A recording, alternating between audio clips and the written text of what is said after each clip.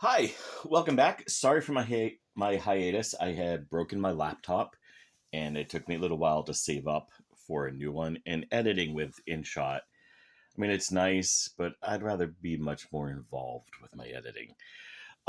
We do have a back catalog of Rosscon figures.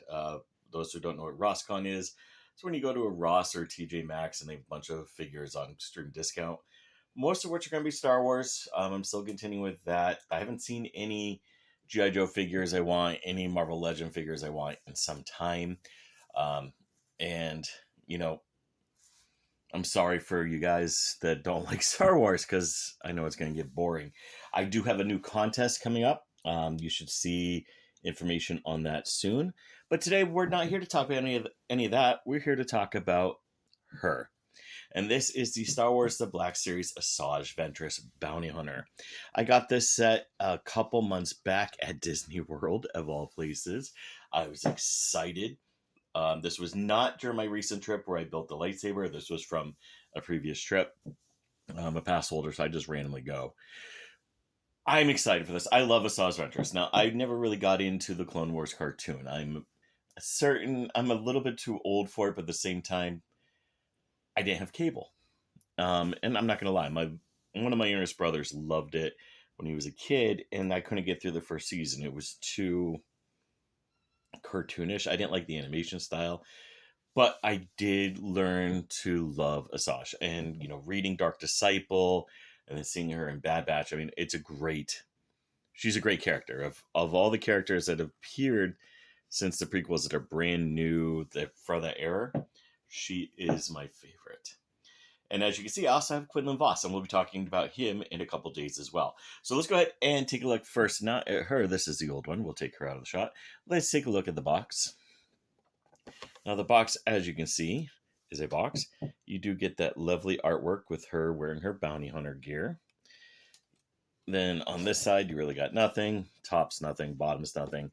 On the back here, it does say, once Count Dooku's apprentice, Asajj Ventress used her force skills to become a successful bounty hunter, letting her own moral compass guide her in her new career.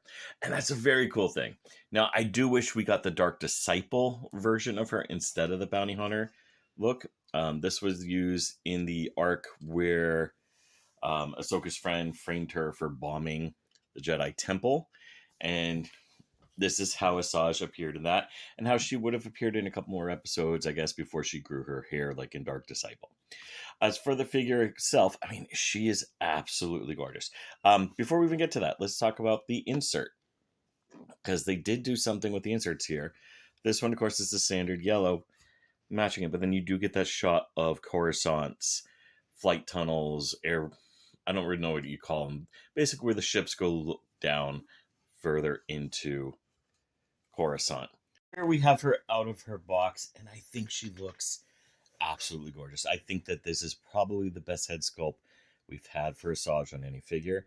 I do think it's different from the previous Black Series Asajj figure. I could be wrong, but I feel like the purple is a little different. I'm not talking about the witch figure, where she was green. I'm talking about the previous one, and we'll do comparison in a little bit. I do love the blue and kind of like a whitish gold. I do love her pauldron has her like tattoo symbol on it, and she just looks absolutely fantastic. She does come with, of course, with two lightsabers. I have one on her belt here, and then she's holding the other one. They do still combine. So you can give her that double blade that she used only once. Articulation, same as always. You get the ball joint up here. You can do that. You do get a neck joint. Arms, the right arm can go all the way around, no problem. Her lightsaber fell off. You do get the elbow. You do get the elbow rotation. You do get hand rotation. This is going to be limited by the pauldron, of course. So not much there. You do get waist rotation. There goes the other lightsaber. She can do a full 360, which is terrifying. She can kick forward. Can't really kick back, do up the butt. You do get that nice knee. You do get the knee swivel. You do get the standard foot swivel. I mean, overall, this is a fantastic figure. Until today, until I tried to start viewing, she has never fallen over for me.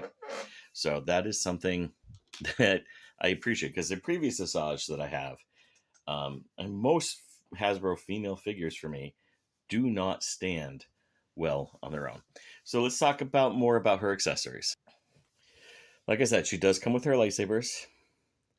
They are gorgeous. They have her nice curve. They have the little plugs to plug into her hip. You can still plug them in together to give her signature snake-like look. So yeah, you do get that. The other accessory you get for her, and let's raise the camera so I can do a better shot of this, is you do get her helmet.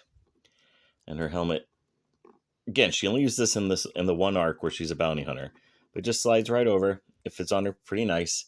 You're going to want to angle it down. And if you have fingernails,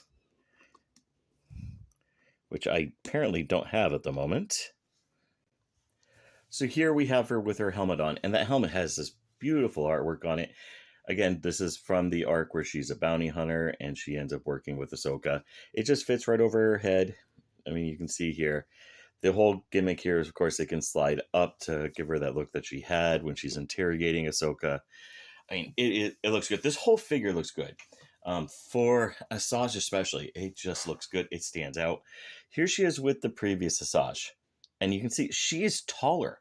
She's a good quarter of a head taller than the previous one, which I think is good. And again, let's take a look at these head sculpts. See just how much they differ. Yeah. I can't tell if it's the same head sculpt or not. I really can't. I do think it's different. I think this has much more. Yeah, if you look at the jawline's shaped differently. And the paint is just, I think the paint's even better. I think everything about this figure looks better. And don't get me wrong, I love this figure when it can stand up. So, I mean, this is something great. And of course, we can't really talk about her without talking about Quinlan. Now, granted, this isn't her look from Dark Disciple. As we'll go ahead and remove this so you can see that look from Dark Disciple, where she had the blonde hair. If you've seen Bad Batch or Tales of the Bounty Hunters or Underworld, Tales of the Underworld, it was called. You'll see her grow out her hair. So as far as with Quinlan, she is about the same height, maybe just a little smaller than him, little smaller, but they both look good together. And this is why I got this figure, because I don't know if we're ever going to get the other version of her. And I do like how the box, of course, you put them together, they go together. And that's going to look great when I laminate that. But yeah, this looks good. This is a great figure if you love the character of Asajj Ventress. It looks great. She stands up well.